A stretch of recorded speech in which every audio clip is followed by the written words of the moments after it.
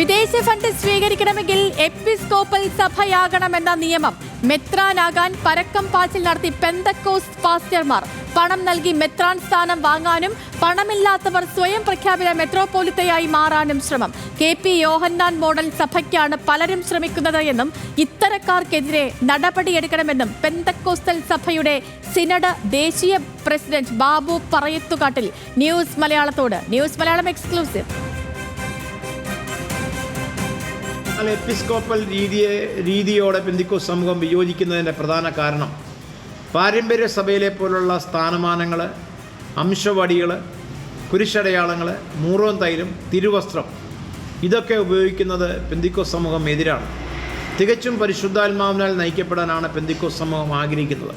ഇന്ത്യയിൽ സമീപകാലത്തൊരിക്കലും നേരിട്ടിട്ടില്ലാത്ത പ്രതിസന്ധിയെയാണ് പെന്തക്കോസ്റ്റൽ സഭകൾ അഭിമുഖീകരിക്കുന്നതെന്ന് സിനഡ് ദേശീയ പ്രസിഡന്റ് പാസ്റ്റർ ബാബുവിന്റെ വാക്കുകളിൽ നിന്ന് വ്യക്തമാകുന്നു. സഭ നടത്തിക്കൊണ്ടുപോകാൻ ഇനി സ്തോത്രവും കയ്യടിയും മാത്രം പോരാ.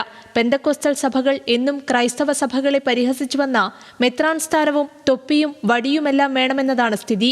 ആഗോളതലത്തിൽ തന്നെ സ്വതന്ത്ര യൂണിറ്റുകളായി പ്രവർത്തിക്കുന്ന സഭകളാണ് പെന്തക്കോസ്റ്റുകാർ. ഒരു പാസ്റ്ററിന് കീഴിലാണ് ഓരോ സഭകളുടെയും പ്രവർത്തനം. വൈദികർ, മെത്രാൻമാർ ഇങ്ങനെയൊന്നും ഇവർക്കില്ല. ഇന്ത്യയിൽ മതപരിവർത്തനം ഇപ്പോഴും നടപ്പാക്കുന്നവരെന്ന ആരോപണം നേരിടുന്നവരാണ് പെന്തക്കോസ്റ്റുകാർ. അതിനാലാണ് ഇവർക്ക് മൂക്കുകയറിടാൻ BJP ഭരിക്കുന്ന സംസ്ഥാനങ്ങൾ ശ്രമിക്കുന്നതെന്ന് പെന്തക്കോസ്റ്റുകാർ ആരോപിക്കുന്നു.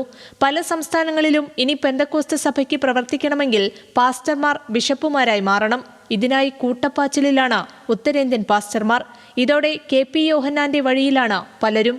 എന്നാൽ നിലവിലെ എപ്പിസ്കോപ്പൽ സഭകളിലെ മെത്രാൻമാർ ഇവരെ വൈദികർ പോലുമാക്കാൻ തയ്യാറല്ല. ബിഷപ്പാകണമെങ്കിൽ എപ്പിസ്കോപ്പൽ സഭകളിൽ നിന്നുള്ള ബിഷപ്പുമാരുടെ കൈവെപ്പ് വേണം. ഇതിനായി പണമൊഴുക്കിയുള്ള ശ്രമത്തിലാണ് ഉത്തരേന്ത്യയിലെ പാസ്റ്റർമാർ. നിലവിൽ കേരളത്തിൽ പ്രശ്നങ്ങളില്ലെങ്കിലും ഒരു മുഴ മുന്നേ ശ്രമിക്കുന്നവരും ഇവിടെയുണ്ട്. കേരളത്തിൽ നിന്ന് ചില പാസ്റ്റർമാർ ഇത്തരത്തിൽ ബിഷപ്പുമാരായി മാറിയെന്ന് സിനഡ് പ്രസിഡന്റ് പറഞ്ഞു. ചില നിയമങ്ങൾ ഭയന്ന് ബിഷപ്പാകാനുള്ള വ്യഗ്രതയിലേക്ക് ചിലർ ഓടി നടക്കുമ്പോൾ അവരോട് എനിക്കൊന്നേ പറയാനുള്ളൂ. തികച്ചും നമ്മളുടെ വിശ്വാസം, ആ വിശ്വാസപ്രകാരം ഇതുവരെ നമ്മൾ ജീവിച്ചെങ്കിൽ ഇനിയും ആ വിശ്വാസപ്രകാരം തന്നെ നമുക്ക് മുന്നോട്ട് പോകാനായിട്ട് സാധിക്കും. അതുകൊണ്ട് എല്ലാവരും ഏകോപിച്ച് ഒരു കെട്ടുറപ്പോടെ നിന്നു വന്നാൽ ഇന്ന് ഭാരതത്തിലെ ഏത് നിയമങ്ങളും അനുശാസിക്കാനും നിയമങ്ങൾ പാലിക്കാനും പെന്തിക്കോസ് സമൂഹം തയ്യാറാണ്. എന്നാൽ കേരളത്തിൽ ഈ നിയമം പ്രസക്തമല്ലാത്തതിനാൽ ഇവർ പാസ്റ്ററായി തുടരുന്നു. ഇവർക്കെതിരെ നടപടിയെടുക്കാനാണ് സിനഡിന്റെ തീരുമാനം. ന്യൂസ് മലയാളം, കൊച്ചി.